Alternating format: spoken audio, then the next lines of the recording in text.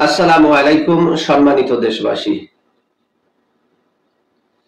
অত্যন্ত দুঃখ ভারাক্রান্ত মন নিয়ে আপনাদের সামনে আমি হাজির হয়েছি কয়েকটা কথা বলার জন্য।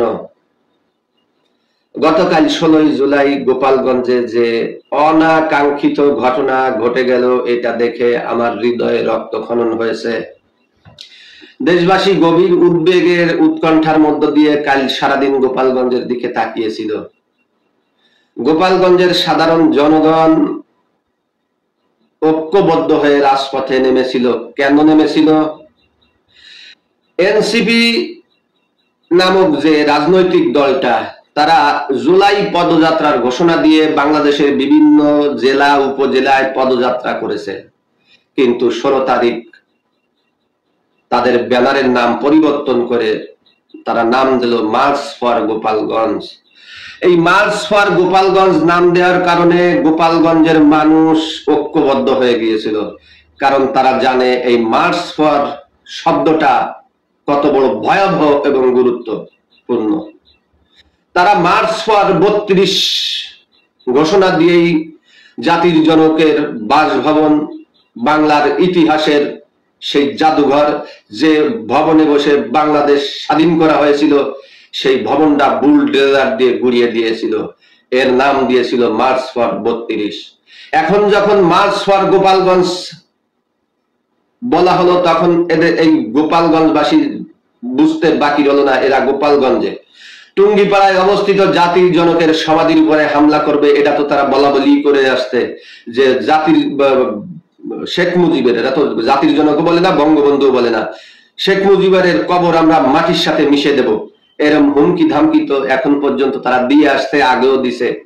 তো এইটার কারণে গোপালগঞ্জের সাধারণ জনগণ জাতির জনকের সমাধি রক্ষা করার জন্য সবাই ঐক্যবদ্ধ হয়েছিল। প্রিয় দেশবাসী, আপনারা জানেন যে কোনো রাজনৈতিক দল হোক কিংবা দেশের প্রধানমন্ত্রী হোক, রাষ্ট্রপতি হোক, দেশের প্রধান কেউ হোক, তারা যখন যে কোনো জায়গায় একটা সমাবেশ করে, এক সপ্তাহ আগে সরকারের বিভিন্ন গোয়েন্দা সংস্থার লোকজন সেখানে গিয়ে পর্যবেক্ষণ করে, সেখানের সবকিছু পর্যবেক্ষণ করে সরকারের কাছে রিপোর্ট দেয় এখানে যাওয়া যাবে আর এখানে যাওয়া যাবে না। কয়েকদিন ধরে গোপালগঞ্জ মানববাসী সরব, আমরাও টুকটাক ফেসবুকে লেখালেখি করতেছি, গোপালগঞ্জে আসার নাম নিও না, গোপালগঞ্জে আসার চিন্তা ভাবনা করিও না। তারপরেও হাজার হাজার মানুষ রাজপথে বিভিন্ন সড়ক মহাসড়ক বন্ধ করে দিছে। এগুলো উপেক্ষা করে সরকারের প্রটোকলে তারা গোপালগঞ্জে আসিয়া বক্তব্য দিয়েছে। বাস ভালো কথা বক্তব্য দিয়েছেন।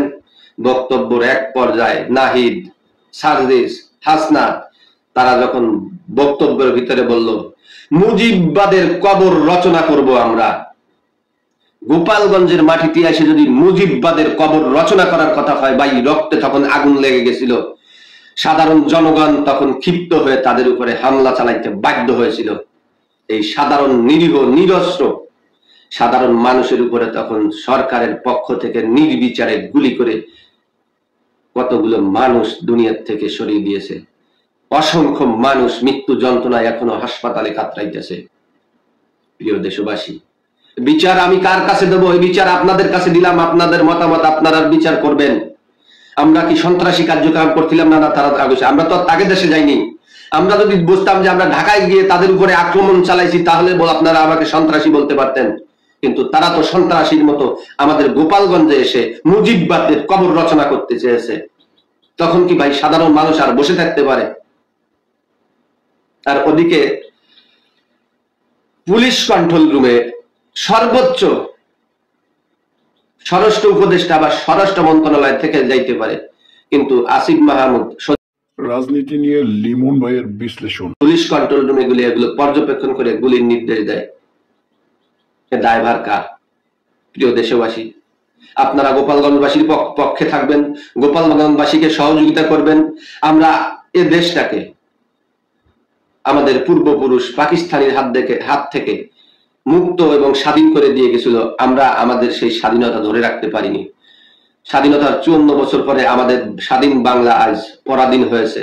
দেশের জঙ্গি উত্থান হয়েছে, দেশের অর্থনীতি পঙ্গু করে দেওয়া হয়েছে, দেশের মানুষ এখন বেকার হয়ে চুরি, ছিনতাই, ডাকাতি, রাহাজানি, লুটপাট করা শুরু করছে। এর থেকে আমরা পরিত্রাণ চাই। এজন্য দেশবাসীর কাছে আহ্বান করব, আপনারা আমাদেরকে সর্বোত্তকভাবে এই গোপালগঞ্জবাসীকে সহযোগিতা করবেন। এই গোপালগঞ্জ থেকে এই ফ্যাসিস্ট সুদখোর মহাজনের পতন হবে ইনশাআল্লাহ। জয় বাংলা, জয় বঙ্গবন্ধু, জয় হোক এদেশের মেহনতি মানুষের। আল্লাহ হাফেজ।